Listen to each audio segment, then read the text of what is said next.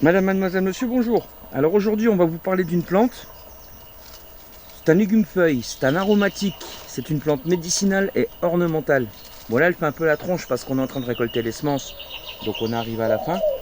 Mais je vais vous parler aujourd'hui d'une plante inclassable, tant au niveau médicinal qu'au niveau goût, gustatif. Alors c'est une plante qui s'appelle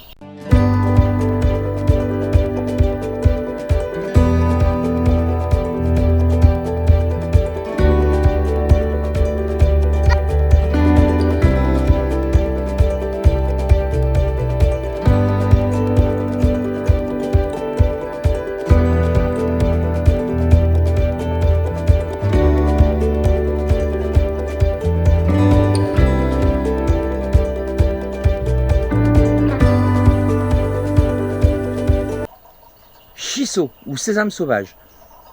Elle est originaire d'Asie du Sud-Est et elle pousse à l'état sauvage depuis l'Himalaya jusqu'en Birmanie.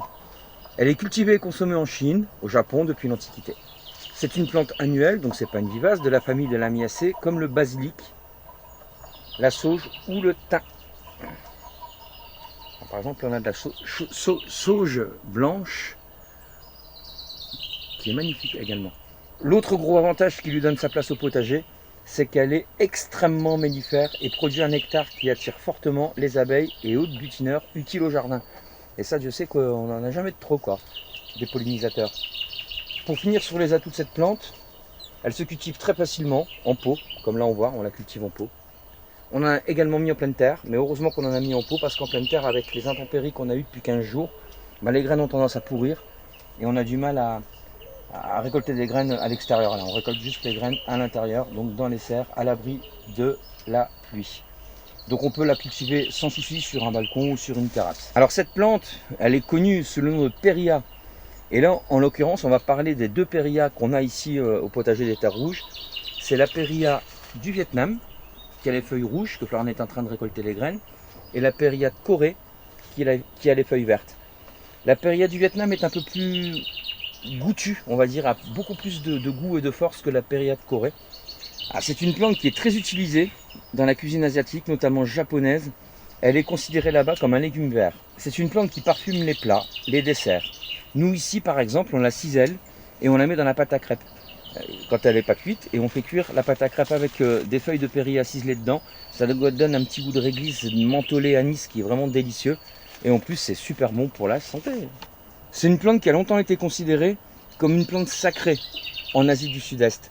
Elle a été notamment consommée pour ses propriétés anti-allergiques. Par exemple, les gens qui mangeaient à l'époque, et même encore maintenant, je suis sûr que là où ils la consomment, des fruits de mer ou des coquillages un peu avariés qui se retrouvaient avec des intoxications alimentaires dues aux fruits de mer ou aux poissons, ils se soignaient avec les feuilles de cette plante en infusion.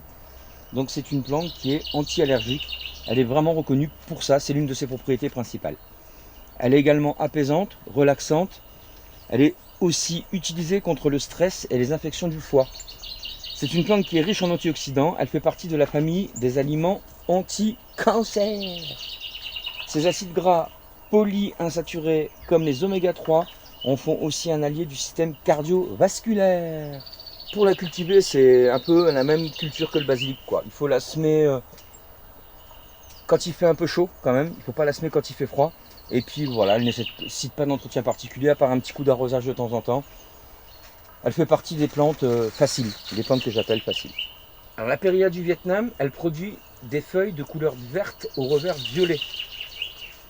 Alors comme je vous disais tout à l'heure, bon là les feuilles font un peu la tronche parce qu'elle est vieille, hein, maintenant on récupère les semences donc elle est en fin de vie. Sinon c'est plein de feuilles. Tiens, je vous mets une photo là, regardez, boum, comment c'est quand c'est joli. Cette Périlla là du Vietnam, elle a une saveur plus épicée et plus forte et plus prononcée que la Périlla de Corée. Mais moi je l'aime, elle est bonne. La Périlla du Vietnam est utilisée dans la médecine orientale depuis des millénaires comme anti-asthmatique, tenez-vous bien, antibactérien, antibiotique, antidote, on en parlait tout à l'heure pour les fruits de mer, antiseptique, antispasmodique, donc destiné à empêcher les spasmes et les convulsions, antitussif et aromatique bien sûr, on en a parlé pour la pâte à crêpes. Alors c'est une plante qui est également carminatif. Donc elle permet d'expulser les gaz intestinaux, elle te fait péter quoi en fait. Elle est émolliente, donc elle amollit, elle relâche les tissus. tendue et calme l'inflammation. Elle est expectorante, antipyrétique, donc elle combat la fièvre, stomatique qui facilite la digestion gastrique. C'est également une plante tonique très utile pour les convalescents. Elle est également utilisée pour soulager dépression et certaines pathologies intestinales et des tumeurs. Donc a priori elle serait efficace pour aider à soigner, je dis bien aider, à soigner quelques tumeurs dues au cancer. Alors sur ses propriétés d'antipoison, on trouve une référence très antique dans le traité médical Jingwing Liang Lu datant de l'an 219. Ce qui veut dire qu'en l'an 219, il y a déjà des gars qui étaient en train d'écrire que cette plante elle était bonne pour notre santé. On peut faire de l'huile aussi avec cette plante. L'huile de Péria est une des meilleures en termes de ratio oméga 3, oméga 6. Une composition idéale pour les populations occidentales souffrant de déficit d'oméga 3 ou d'excès en oméga 6. Alors je suis allé faire des petites recherches sur internet comme d'hab. 3 études, 91, 94 et 96, 1991, 1994 et 1996, au Japon, ont porté sur sa capacité de prévention du cancer du côlon. D'autres études ont mis en exergue ses capacités anti-inflammatoires, antioxydantes, anti-cancer, antibactériennes, antidépressives, anti-leucémie. La Péria possède également une action antibiotique à l'encontre du Staphylococcus aureus. C'est une bactérie. Le staphylocoque, c'est pas des bactéries sympas.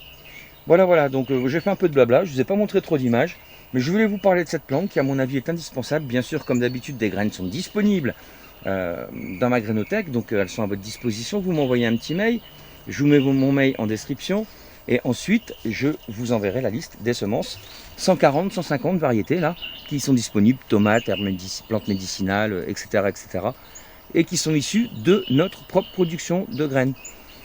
On n'en produit pas beaucoup, mais c'est de la qualité. Donc voici une plante indispensable à avoir absolument dans son potager et que l'on peut également facilement cultiver en pot. Donc plus aucune excuse. Moi je reste à votre disposition pour tout renseignement au sujet des semences que j'ai disponibles. Et pendant ce temps, nous on continue à bosser et à ramasser des semences.